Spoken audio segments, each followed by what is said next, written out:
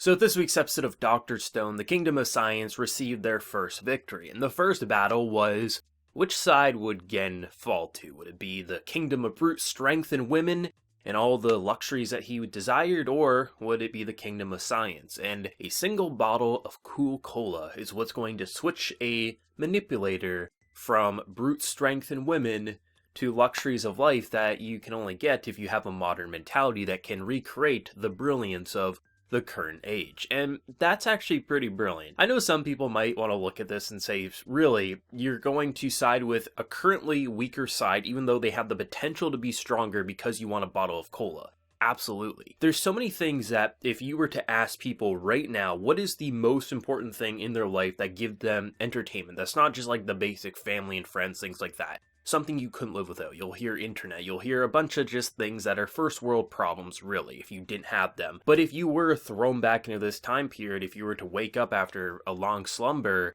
there's going to be natural things that really aren't that important, but have just basically been a part of our life for so long that if you remove them, it's kind of hard to function. And someone might have just, a taste for cola. For me, if I didn't have coffee, I woke up, I was now in the Stone Age, I only had water. I drink a lot of water in a day, but I need my coffee. So if I was to pick a side and someone's like, I can make you coffee, I'd be like, bitch, sign me up right now, I'll sign any contract you want. So I kind of like that idea because a person who's selfish, someone who is literally going to decide which side he fights for based on what helps them the most, that's a fun concept. I think a lot of the times with authors in a series like this, it really tries to go the heroic route where everyone just wants to be a hero and then, the side that's basically going against our protagonist, they're just assholes. But really in this world, it's all about just a matter of perspective and what people want to fight for. Even though I heavily disagree with a lot of what Tsukasa is saying, I do understand his mentality and what's driving him to basically craft the world as he sees fit, because really, throughout all of history, basically victors have always wrote history and basically dictated what's right and wrong. If Tsukasa was to win 1,000 years later, no one's gonna look back at him and say he was an asshole. He was the guy, he was the one who led humanity, he fought the evil Senku, because he's not gonna write history to say this was a great guy. That's just how it functions. And then we have our hero, Senku, who literally isn't trying to be a hero or just trying to do things for the benefit of humanity in the typical cliche sense. He just loved science. He wants science to be back in. It helps people, sure, but that's his love. When he was a kid, when people were learning 3 plus 3, this man was reading about Einstein. This is a man who just has a passion for this. And that's what makes Dr. Stone so interesting. Even if you remove the setting, it's the way the characters are actually being presented that really lets it feel like actual human nature. There's so much absurdity, there's so much ridiculousness to this show, but when you really strip down and break down what our leading characters, whether it be our main character and his love for science, our antagonist with his basically hatred for the modern mentality and wants to reshape it into what he sees as a perfect world, the selfishness of which side's going to benefit me the most. You have characters who are bound by love, even if they can't marry the person they love, as long as they can live a long and happy life, that's all that matters. Human nature is actually being presented in a really realistic way, which I quite enjoy, because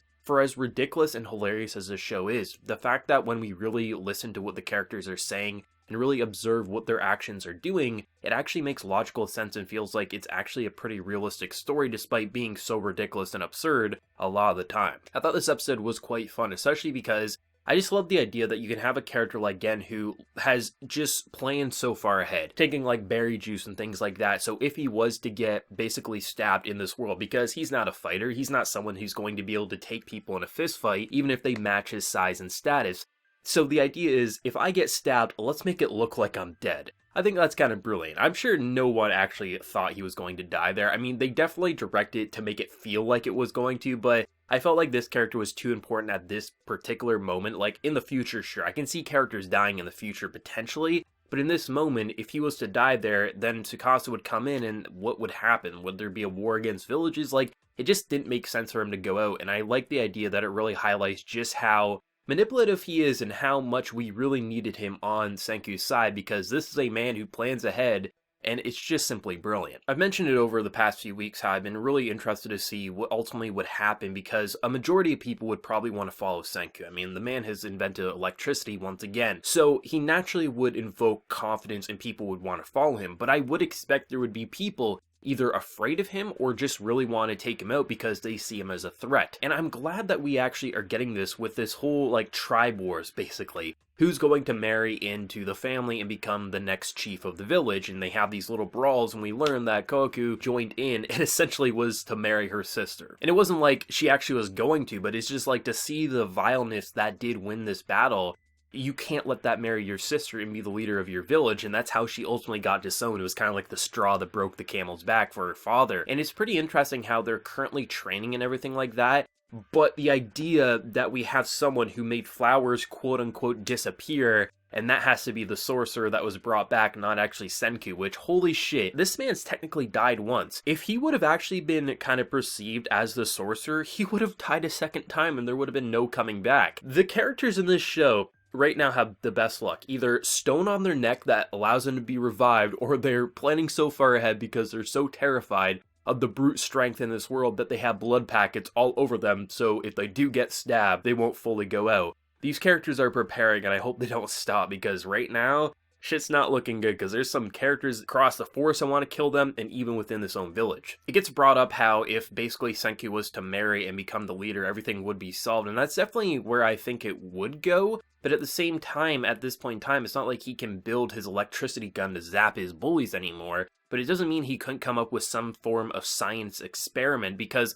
they seemingly do use weapons in this ring, so if Senku invents a weapon of science, would that be permitted to go inside the ring? But then again, he's not a part of the village, so I don't know if they would allow him to even enter, if not fight. So I think there's definitely some interesting possibilities to go down, either with the people who have kind of joined and agreed that Senku is a good guy, but also I see there's definitely a possibility for either Chrome or Senku himself to go in and fight and win, because really, at this point in time, I don't think it matters to Senku whether he's a leader of a village or just, you know, someone who can invent things of science within this village with peace. All he cares about, does he have the manpower, does he have the support, can he do what he wants? Whether he has to marry in to do so or not, it really doesn't matter as long as he gets to his end result. And that's what makes his character arc so fascinating to me, is that he's not bound by like this cliche of like, oh, he wants to build a harem, or oh, he wants to have love. The only thing he loves is science, and that keeps it so exhilarating, because as you see these characters like with Chrome and things like that, these like personal romantic stories that have always been at play since they were kids, but the thing that is clearly driving our main character isn't like cliche reasons like that, it's simply that he wants to get back to where he once was. And if characters like Chrome get to marry in, or he has to marry in, it like doesn't matter to him as long as he gets what he wants. He'll mock people, he'll be twisted, but he does care for people too at the end of the day. So it will be interesting to see just ultimately where this battle will go, who ultimately will end up marrying, and if that will either cause conflict with characters such as Chrome, who obviously loves Ruri, or if it will just be someone like him who gets to marry in. Just ultimately, there's a lot of ways it can go with this, and it's gonna be quite interesting because Tsukasa now thinks that he's dead, 100% dead, but seemingly he's also coming back. So will he follow him? Will he just take his word? How will he get out of this village? Will he fake his own death? Because he's switching sides. Will he stick with Tsukasa for a while? Will he immediately go back? It's gonna be fun, because even though it seemingly tensions are dropped at least on one side, at any moment something could drop, and then everything's going to explode around them. Did they see the light? Was it far enough away that they didn't see the electricity? Because if he did, he's not gonna believe this lie. There's so many ways that this could either implode or just go really right, and our man could just be leading an actual kingdom of people and he can get where he wants to go. I will say the overall directing in this episode I thought was actually one of the strongest of this season for Dr. Stone, because there's a lot of like really dramatic shots, and I think the way they zoomed in and kind of pulled away, making it really unsure what basically our characters were talking about, and then you see him abandon Senku and you're like, oh god, what's happening? To then just to kind of fast forward back to past and present. I thought it was a really clever way of directing a scene where we kind of thought Gen was going to side with Senku, but at the same time we had questions, but then to see what he actually told Tsukasa, I thought it was a really gripping sequence overall that really highlighted that this show knows what it's doing, both with storytelling but also directing, to really keep the viewers on the edge of their seat. I just feel like Dr. Stone with this week's episode, like it wasn't even really that funny of an episode. There's a couple of really humorous shots, but it was just like this episode set in motion so much.